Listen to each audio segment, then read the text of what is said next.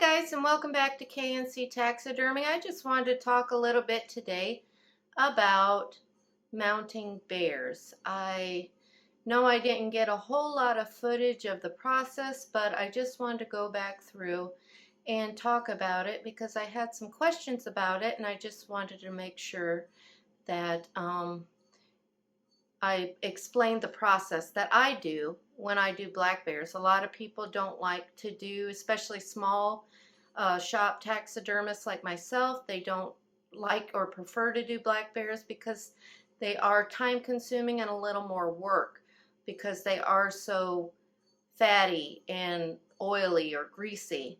So the process that I do when I first take in a bear is I first would debulk it, I guess you would say. I usually the head is still attached, and usually sometimes the forearms.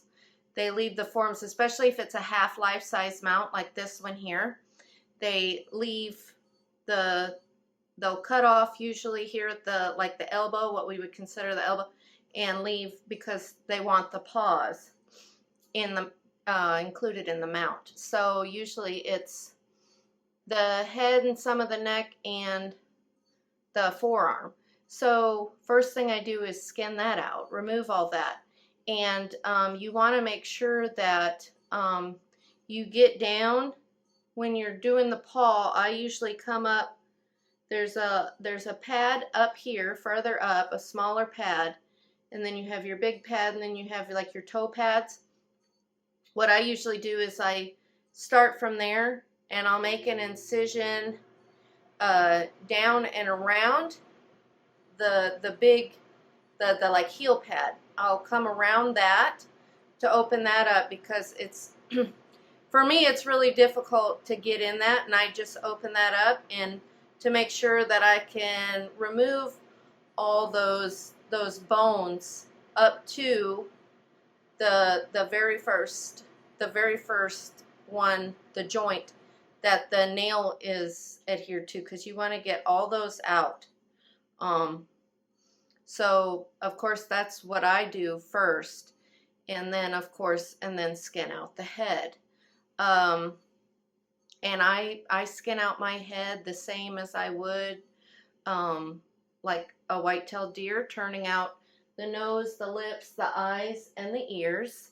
And then of course I use the Crow-Tan solution to tan, and I like to remove as much fat and meat as I can from the hide. And then I usually wash it really good in some warm dishwater. You don't want it to be hot because you don't want to cook it, but you do want it to be warm to help break down that oil that's in the fat of the bear. So that's usually what I start with.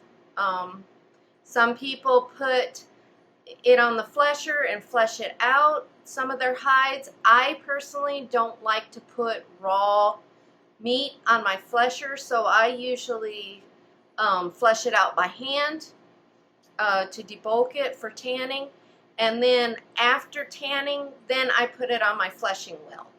I've had people ask me about that. You don't flesh it before you put it? No, I don't, because I don't like to put raw meat on and get that all into my fleshing wheel. I know you can clean it and take it apart and all that kind of stuff, but I just feel it's unnecessary. I've never had an issue of, I'm pretty quick at just with the knife and skinning out by hand. So I do that, and then I don't have to worry about a smell in my workplace with raw meat if I miss a piece or getting it all junked up in my fleshing wheel. That's here in the shop. So I don't use my fleshing wheel until after it's tanned. I don't put raw meat. I don't like to put raw flesh or fat or whatever into my fleshing wheel. So anyways, so I do wash it really good before I put it into tan, especially my hogs and my bears, because they are so greasy. You can get a degreaser from Mackenzie. You can order a degreaser from them, or you can just use, like I said, warm water and Dawn dish soap. And that seems to work really well for me, that method. And then after tanning, after you flush it too, and I wash it again in the Dawn dish soap after you neutralize it, of course. You neutralize it and then you wash it again in the Dawn dish soap. And usually sometimes if they're really, really fatty and really greasy, if the bear had a lot of fat on it or the pig, I'll let it sit overnight in that Dawn dish soap. And then I'll lay it out on my power spraying pad that I have out here and soak it again in Dawn dish soap and power spray it to get it a real good cleaning. And then flush it. So I flush it again. So that's the technique that I use, that it seems to work really well as far as cleaning. I know it's not easy and it takes a little more steps and a little more work, but that is what I do. But the mounts turn out really nice. I've got a half-life size that I've been working on right here, and it's a nice big boar bear. I did have to modify because he had a small face, but he had a bigger body, so I did have to modify this form for him. Maybe next time or some other time I'll get some form modification, maybe on this hog over here, because I think I might have to modify his.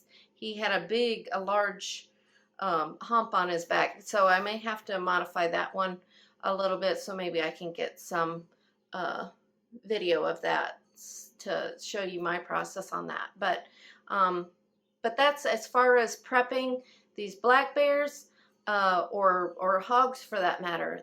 As far as degreasing and cleaning to make them mountable and to make the hair clean, that's what I do, and I hope that helps you maybe attempt to try to do it yourself. Like I said, it is a little more work, but in the end it's worth it.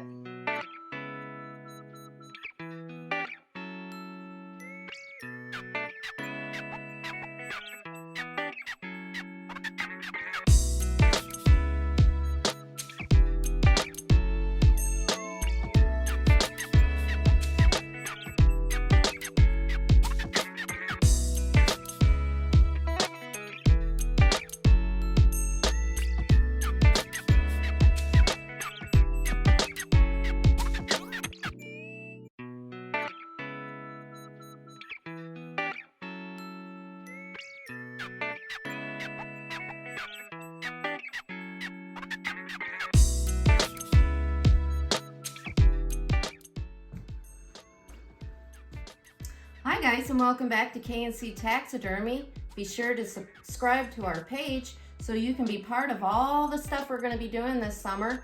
You can see we're going to be doing a red stag. Last year we did the oryx. This year the exotic is the red stag. So if you want to be part of our Q&As and when we go live and get notifications for that, be sure you subscribe to our page at KC Taxidermy, and we'll see you then.